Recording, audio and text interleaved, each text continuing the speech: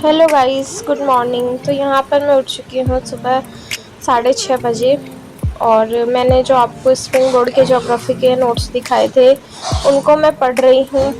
Actually क्या है कि मेरे जो वीक पॉइंट्स हैं प्री में वो ये हैं कि मेरे वर्ल्ड जीके नहीं पढ़ी हुई है, और इंडिया जीके में जैसे मेरी पॉलिटी इकोनॉमी ये पढ़ी हुई है, पर मेरी हिस्ट्री ज्योग्राफी ये नहीं पढ़ी हुई है। तो मैं इन टॉपिक्स को अच्छे से करके जाना चाहती हूँ। अभी बेसिकली मैं पहले इनको कर रही हूँ, उसके बाद में जैसे मेरे राजस्थान जीके पढ़ी हुई है और जो चीज़ें पढ़ी हुई है साथ में इन सब के फिर मैं क्वेश्चंस लगा लूँगी।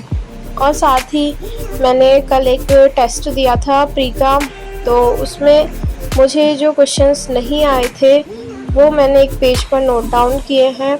तो इसी तरीके से आप भी करें कि एक हफ्ते में एक टेस्ट दे, कहीं से भी कोई सा भी मिल जाए, तो उससे क्या होगा कि आपको पता चलेगा आपको क्या आ रहा है क्या नहीं आ रहा है। तो उसमें एंशिएंट हिस्ट्री के क्वेश्चन थे जो मुझे नहीं आ रहे थे, तो इसके मैं आपको क्वेश्चंस भी पढ़ के बताती हूँ। जैसे कि ये था जनक याज्ञवल्क्य के संवाद कौन से उपनिषद में है, तो ये बृहदारण्यक उपनिषद में है। ये चीज़ें बहुत छोटी छोटी होती हैं, बट जिसको याद नहीं होता है उसके लिए ये चीज़ें बड़ी हो जाती है। और प्री में इसी तरीके से क्वेश्चन आएंगे। हो सकता है कि डायरेक्टली ये क्वेश्चन पूछ लिया जाए, या फिर इस तरीके से 2-3 कथन बना करके दे दिए जाएं। वैसे एंशिएंट हिस्ट्री के डायरेक्ट ही क्वेश्चन पूछ लिए जाते हैं, बौद्ध जैन धर्म से मेनली क्वेश्चंस पूछे जाते हैं। और इसके बाद में क्वेश्चन तो यही था, पर इसके आसपास के जो भी मुझे नोट्स में क्वेश्चंस मिले तो वो मैंने लिख लिए।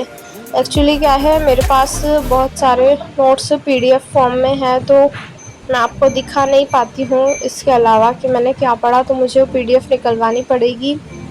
और ऐसे ही एक इकोनॉमिक्स के भी 1-2 क्वेश्चन थे, तो उनको मैंने ढूंढा। सृजन की जो हमारी बुक थी इकोनॉमिक्स की, उसके अंदर वो क्वेश्चन मुझे मिल गए थे। और इसके बाद में आप देख सकते हैं कि मैंने पढ़ाई करने के बाद में अपना बेड सही किया, ये सब उठाया और अपना बैग वैग पैक कर रही हूँ। और इसके बाद में मैं वही डेली रूटीन होता है कि नहाना, टिफ़िन पैक करना, कभी मम्मी खाना बना देती है कभी मैं बना लेती हूँ। तो आज तो मम्मी ने बना दिया था, तो मैंने ओनली टिफ़िन पैक किया था। और इसके अलावा मैंने एक हिंदी इंग्लिश का शेड्यूल लगा दूँगी लास्ट में, तो आप इसे मेरे साथ में फॉलो कर सकते हैं। तो यहाँ पर मैं नहा करके आ चुकी हूँ और पूजा कर रही हूँ।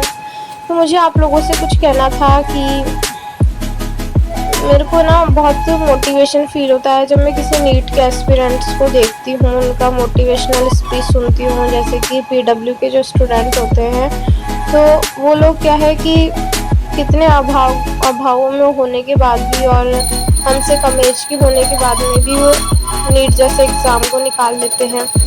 तो आप भी कर सकते हो डेफिनेटली, और बिना किसी कोचिंग के आप आराम से कर सकते हो। और मैं तो ये बोलूँगी कि अगर आप इस टाइम पे कोचिंग नहीं कर रहे हो तो वो ज़्यादा अच्छी कंडीशन में हो आप, क्योंकि अगर आप इस टाइम पर कोचिंग करोगे तो आपके 7-8 घंटे 6-7 घंटे कोचिंग में चले जाएंगे, फिर आपको रिवीजन का टाइम नहीं मिलेगा।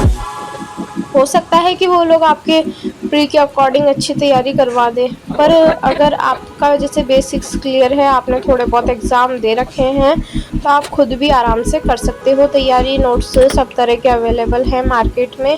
बस आपको एक स्ट्रेटेजी बनानी है कि मेरे कौन से सब्जेक्ट वीक है और मेंस में मुझे कैसे करना है।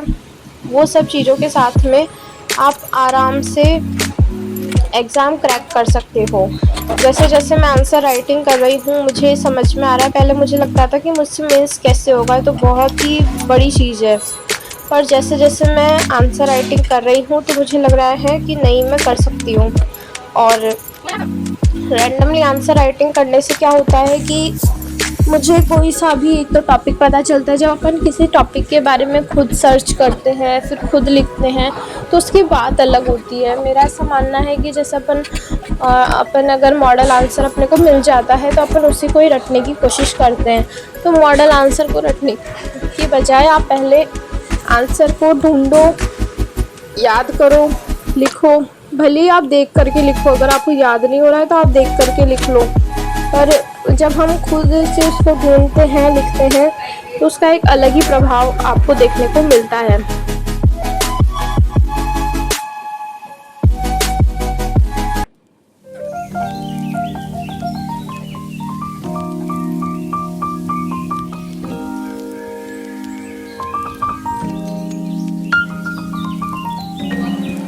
तो यहाँ पर मैं अपना टिफ़िन पैक करके आ गई हूँ और नाश्ता कर रही हूँ। नाश्ते में कुछ नहीं है, एक रोटी है बस।